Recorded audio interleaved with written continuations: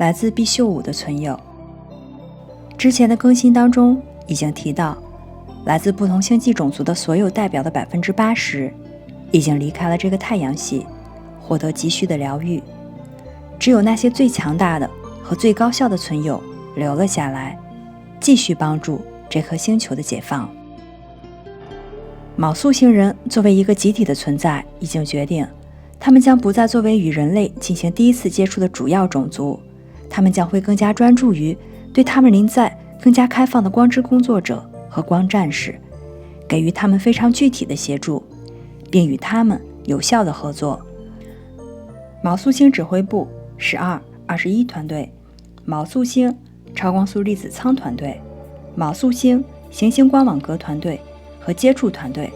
这些团队的大部分仍然会继续保持活跃的状态，事实上他们会变得更加高效。卯宿星科学团队已经研发出一项基于量子纠缠圣光隧道的全新先进科技，他们希望这项新科技可以给光之工作者带来更多保护，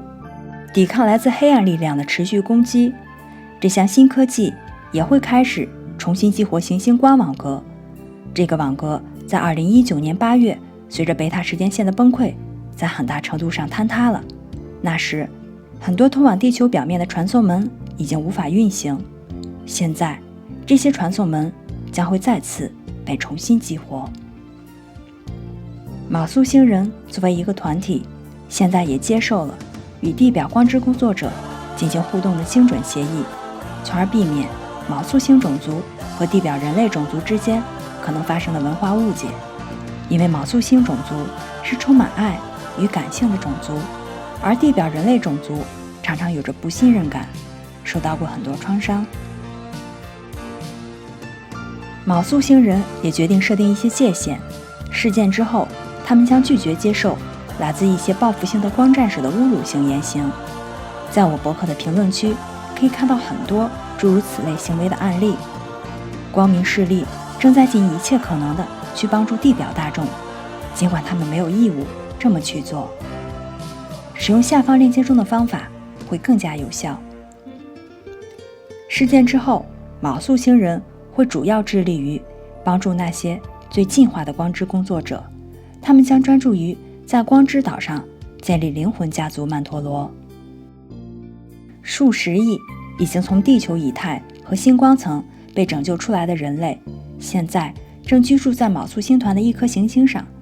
他们会经历一个选择的过程，那些感受到与天使临在校准的，并且对灵性成长保持开放的人类将会留在那颗星球，其余的人类将会被送往毕秀武星系中的一颗行星上，那颗行星正在为他们的到来做好准备。毕秀武存有也是星际种族之一，他们被选择为在第一次接触时被介绍给人类的主要种族，取代卯宿星人之前的角色。毕秀武存有是卯宿星人的姊妹种族，与卯宿星人非常相似，不过他们会更加注重科技，散发的男性能量更多一些。亚特兰蒂斯沉没之后，毕秀武存有在人类历史上多次帮助地表人类，为他们带来科技，并改善他们的基因密码。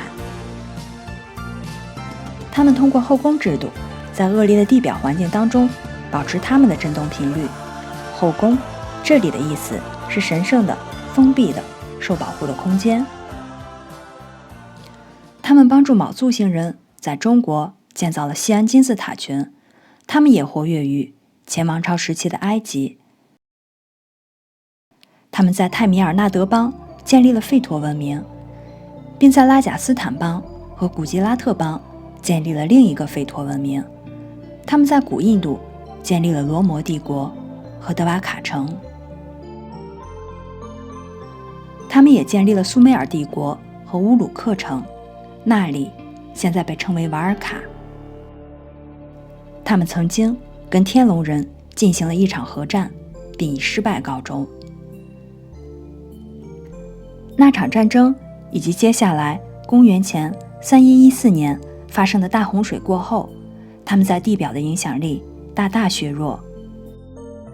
随后他们中的大多数被操控隔离区的主人面临离开太阳系，其中一些得以进入地下，加入、加强并扩大了阿加森网格。他们从那时起就一直活跃在地下，直至1996年，所有进入地下的毕宿五的存有成为了黑暗势力的俘虏，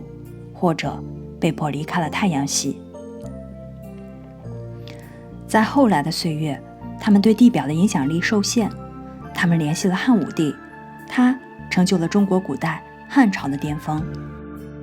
在汉代，他们引入了 TLV 镜，通过它，人们可以与更高的维度进行连接。他们联系了唐朝的开国皇帝李渊。在唐朝，他们对长安的成长和发展发挥了重要作用。长安是中国唐朝的首都，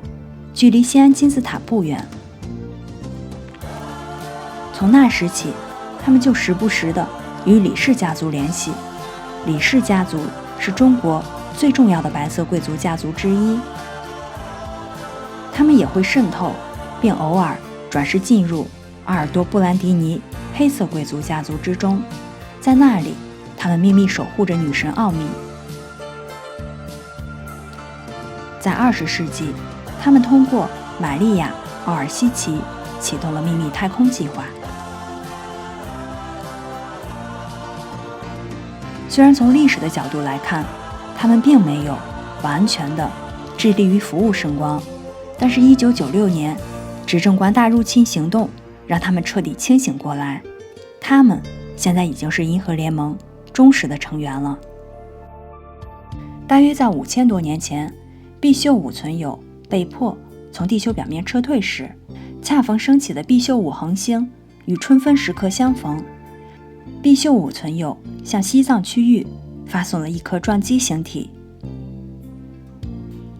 这个撞击体带来了很多美丽的棕金绿色玻璃陨石，它们来源于毕宿五。在西藏的色林措、纳木错和措那三角地带的僧侣和采药者可以在极其偶然的情况下发现它们。这些西藏波陨石现在正在被 ATVO2 科技激活，帮助毕宿五将其能量铆定到地表光网格当中。在西藏其他地方也有发现来自其他恒星系统的其他类型的西藏玻璃陨石，我在未来的一篇更新当中会更多的介绍它们。我们在清迈举行的会议取得了巨大的成功，伴随着许多地下还有外星活动。会议的第2天带来了重大突破，这一部分与把女神能量铆定在地球表面相关，而且产生了深远的影响。会议的正式笔记在这里。光的胜利。